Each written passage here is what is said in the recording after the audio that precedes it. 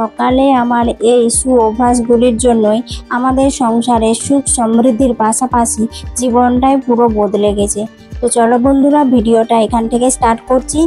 Hello everyone, good morning সবাইকে। তোমরা সবাই কেমন আছো? আশা করছি কাছে এবং দূরে যে সকল বন্ধুরা আমার ভিডিওটা দেখছো সবাই ভালো আছো, সুস্থ আছো। আমিও বেশ ভালো আছি। তো আজ হচ্ছে নীলষষ্ঠী আর হচ্ছে রবিবার। তো এখন বেজেছে ওই সকাল 6:30। তো ঘুম থেকে উঠেছি আমি। এখন কি বলতো, আমি ভোরবেলায় উঠে উঠে অভ্যস্ত হয়ে গেছি না। আমি সেই 4:30 5টাতে ঘুম ভেঙে যাই। তো মেয়ের এখন পরীক্ষা নেই, কিন্তু তাও আমার সেই একই রুটিন চলেই আসছে। তো ঘুম থেকে উঠেই দেখো ভিডিও এডিটিং করছিলাম, তারপরে যে এখন 6টা বেজেছে। তো উঠলাম, উঠে এদিকে দেখো এখন বিছানাটা না ঠিকঠাক পরিপাটিভাবে গুছিয়ে নিচ্ছি। কি বলতো, আর আগের দিন আমি ঝুল ঝেড়েছিলাম ঘরটা, তো সেই জন্যই আর বিছানা চাদরগুলো পাতা হয়নি। শুধু বেডরুমের চাদরগুলো পেতেছিলাম, আর দুটো রুমের চাদর পাতা হয়নি।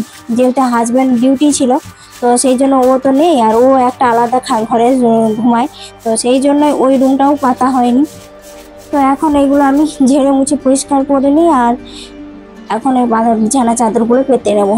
তো তার জন্য দেখো, তো ঘর ঝাড়ার পরে কিন্তু জানো তো ধুলো পড়ে যায়। তো সেই জন্য দেখো এখন ওই যে আমি খাটের ওই বিছানা চাদরটা তো তুলে নিয়েছি। এখন ওই খাটটা ঝেড়ে টেড়ে আল্লাগুলো পরিষ্কার করলাম, খাটটা একটু মুছামুছি করে নিলাম। এবার চাদরটা পেতে নেব। তো আমার এই যে ডেলি রুটিন শুরু হয়ে গেছে। তো যেহেতু আর পয়লা বৈশাখ বেশি দিন নেই, তো তার জন্যই দেখো। আর এখন আমি ভয়েসটা দিচ্ছি এতদিন পরে, কিন্তু এটা কিন্তু আমি পয়লা বৈশাখের আগেই এই কাজগুলো করে নিয়েছি। তো দেখো সুন্দর করে বিছানাটা পরিপাটিভাবে করে রেখে দিলাম। এটা হচ্ছে মেয়ের পড়ার রুমটা। তো আজকে হচ্ছে নীলষষ্ঠী, তো সেই জন্যই তোমরা জানো। তো সংসার এবং স্বামী সন্তানের মঙ্গলের জন্যই নীলষষ্ঠী পুজোটা করে প্রত্যেক মায়েরা। প্রত্যেক মায়েদের বলে সন্তানরা যেন সারা জীবন কোল আলো করে থাকে। তো সেই জন্যই দেখো আমিও তাই করছি, আমার সন্তান আর স্বামীর জন্য আর সংসারের মঙ্গলের জন্য আমি এই কাজটা করি। তো মানে এইরকমভাবে আমি পুজো করার চেষ্টা করি। তো যেমন শিবরাত্রিতে পুজো করি, তো সেইভাবেই করবো। তো সব কিছু রেডি করে নিয়েছি দেখো। আর আজকে হচ্ছে একটা কাঁচা আম, মানে ষষ্ঠী মাকে দিতে হয়। আজকে আমটা দিলে কাঁচা আম, তারপর থেকে আম খাওয়া যাবে। তো সেই জন্য দেখো আম আমাদের সামনেই কিন্তু উঠোনে আম গাছ আছে, কিন্তু সেখান থেকে আম পাড়া যায় না, অনেকটা উঁচুতে।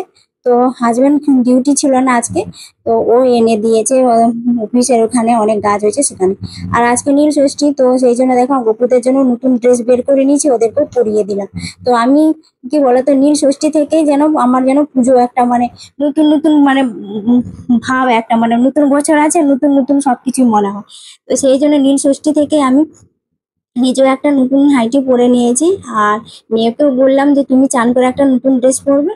আর আমার গোপুসোনাদেরকে দেখো, ওদেরকেও নতুন একটা ড্রেস পরিয়ে নিয়েছি। তো এখন আমি এই যে নীলষষ্ঠী পুজো করব, তো বাবা মহাদেব, তো তার পুজোটাই করব। তো দেখো, তো আমি এখন মহাদেবকে একটুখানি, বাবা ভোলানাথকে দেখো ঘি মধু ভালো করে মাখিয়ে নিয়ে তারপরে চন্দ্রামি তো রেডি করেছি, সেটা দিয়ে চান করালাম। আর এই ডাবটা না, এই নীলষষ্ঠী পুজোর সময় মহাদেবকে এটা অর্পণ করলে সংসারে দেখবে সুখ শান্তি সমৃদ্ধ বজায় থাকে। তো এই একটা জিনিস তোমরা যদি অর্পণ করো, দেখো পুজো পাঠ করতে গেলে একটা হচ্ছে বেশি প্রয়োজন, মানে আয়োজনের প্রয়োজন হয় না। মনে শ্রদ্ধা ভক্তি থাকলে দেখবে সেখানে পুজোটা তোমার সফল হবে। আমার মনে এত ভক্তি আছে, আমি সেই জন্য আমার মনে ভক্তি দিয়ে আমি মহাদেব বাবার পুজো করি, যাতে নীলষষ্ঠী পুজোতে আমার সন্তান স্বামীর মঙ্গল হয় আর সংসারের মঙ্গল হয়, তার জন্যই করি। তো আমি এটা কন্টিনিউ 5 বছর ধরে করছি। তো আমার এটাতে কিন্তু আমার সত্যি অনেকটাই ভালো হয়েছে, সংসারের জন্য মঙ্গল হয়েছে, তার জন্যই আমি এটা করি। আর এটা আমি যতদিন বেঁচে থাকবো ততদিন আমি এটা করে যাব। হ্যাঁ। তো এইদিকে দেখো, এবারে একা হাতের সংসারে তো জানোই, সব আশিবাসি কাজ সেরে তারপরে এখন পুজো করতে বসেছি, এখন রান্না করতে হবে। যেহেতু আজকে তো আমার উপোস আছে, কিন্তু মেয়ে হাজব্যান্ড যেহেতু বাড়িতে আছে, তাদের জন্য তো রান্না করতে হবে। আর আমার তো একা সংসার, তো সব কাজ সেই জন্য নিজেকে একা করতে হয়। আর এই যে দেখো, বাড়ি পুজো করতে গেলে কিন্তু সব কিছু সাজিয়ে গুছিয়ে নিয়ে পুজো করতে বসতে হয়। তো আজকে যেহেতু নীলষষ্ঠী পুজো, তো দেখো আমি এখন নীল বাতি, একটা মোমবাতি জ্বাললাম। তো পুজোটা আমার মোটামুটি কমপ্লিট হয়ে গেছে। এখন আরতি করে নিচ্ছি, প্রদীপ দিয়ে আরতি করলাম, কর্পূর দিয়ে, আর একটা দেখো ঘিয়ের প্রদীপও জ্বেলে রেখেছি। তো দেখো আর আজকে আম যেহেতু দিতে হয় মা ষষ্ঠীকে, সেই জন্য দেখো গোটা ফল দিয়েছি, আম, বেল আর কলা, 3টে ফল আমি দিয়েছি। তো পুজো পাঠ শেষ করে নিয়ে আজকে তো আমি কিছুই খাবো না। তো সাবুটা ভিজিয়ে রেখেছি, সাবু মাখা করব। তো এখন সবজিগুলো কেটে নিয়েছি, এখন রান্না করব। তো দেখো আজকে রান্না করব হাজবেন্ডদের জন্য আর মেয়ের জন্য, কিন্তু সব নিরামিষ হবে। তো মাছটা আমি নিরামিষই করব, তো পেঁয়াজ আদা রসুন এসব কিছুতে দেবো না। তো তারপরে আমার মাছটা আমার মেয়ে খায় না, তার জন্য দেখো আলাদা করে আমাকে আবার করতে হবে। আলু আর পনিরটা করে দেবো। আর এদিকে দেখো এখন রান্নাটা মানে ঝটপট করে নিচ্ছি। তো অনেকটাই বেলা হয়ে গেছে না এখন, তাই। তো এখন এদিকে দেখো সংসারের মঙ্গলের জন্য আমরা প্রত্যেকটা গৃহিণী কিন্তু কিছু না কিছু উপায় করেই থাকি। যে আমি অনেক দিদি ভাইদের ভিডিও দেখেছি যে ওরা সংসারের জন্য কত কঠোর পরিশ্রম করে, কত সকাল থেকে রাত অবধি সংসারের পেছনে খেটেই যাচ্ছে। দেখো তাতে কিন্তু সংসারে অনেকটা লক্ষ্মীশ্রী বজায় হয়েছে, শ্রীবৃদ্ধি হয়েছে। তো আমিও চাই আর আমিও সেটাই করি সংসারে। সেই ভোর 5টা থেকে শুরু হওয়াই আমার সংসারের কাজ, তো সেই রাত 10 সাড়ে 10টা পর্যন্ত কন্টিনিউ চলতেই থাকে। তো এতে কিন্তু আমার শরীরের কষ্ট হোক, কিন্তু আমার সংসারের উন্নতি হয়, মঙ্গলের জন্যই আমি এগুলো করি। এতে কিন্তু আমার কোনো অসুবিধা হয় না। আমরা গৃহিণীরা আমরা তো জানি সংসারের মঙ্গলের জন্যই কত কি না করতে হবে।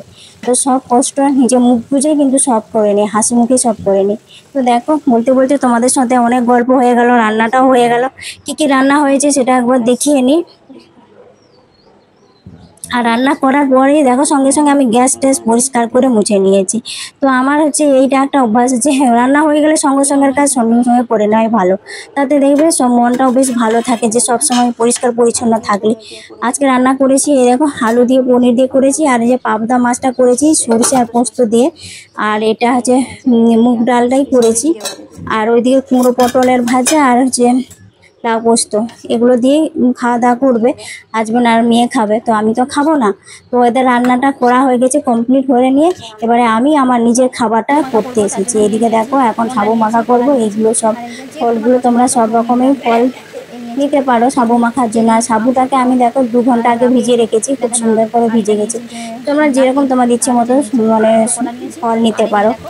তো যে সকল বন্ধুরা নতুন আমার ভিডিওটাতে দেখছো, তো তাদেরকে অসংখ্য ধন্যবাদ। একটা লাইক কমেন্ট করে আমার পরিবারে একটা মিষ্টি বন্ধু হয়ে আমার পরিবারে থেকে যাবে। তো আমি তোমাদের পরিবারে গিয়ে ভালোবাসা দিয়ে আসবো। আর যে সকল বন্ধুরা প্রথম থেকে আমার পরিবারে রয়েছে তাদেরকে অসংখ্য ধন্যবাদ আমার এইভাবে পরিবারের আমার পাশে থাকার জন্য, আর তোমাদের অমূল্য সময় দিয়ে আমার ভিডিওটা দেখার জন্য। আজকাল আমি দেখছি জানো কি, ভিডিওটা না কোনো বন্ধুরা আমার দেখছে না। আমি যাদের যাদের সাবস্ক্রাইব করেছি, যাদের ভিডিও আমি কন্টিনিউ দেখি, আমি পুরোটাই ওয়াচ করি, কিন্তু আমি জানি না আমার বন্ধুরা যে আমি যাদের ভিডিওগুলো পুরো ওয়াচ করি তারা আমার ভিডিওটা পুরো ওয়াচ করে না কি জানি না।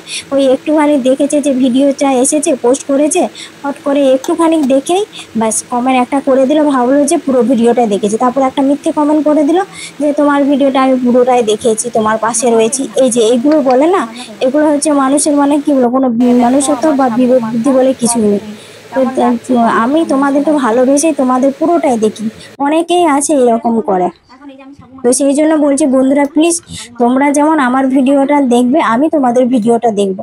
আর আমি কখনো কাউকে মিথ্যে আশ্বাসও দিই না আর মিথ্যে কথা বলি না। তোমরা তো জানো আমার কাজ বাজ দেখে তো জানো আমি কত ধীরে সুস্থে সব কিছুই করি। তো সেই রকম আমি তোমাদের ভিডিওটা যখনই সময় পাই তখনই করি। তো দেখো বন্ধুরা সাবু মাখা খেলাম, খেয়ে দিয়ে এখন বাজারে একটু চলে এসেছি। দেখো এখানে চৈত্র সেল হচ্ছে।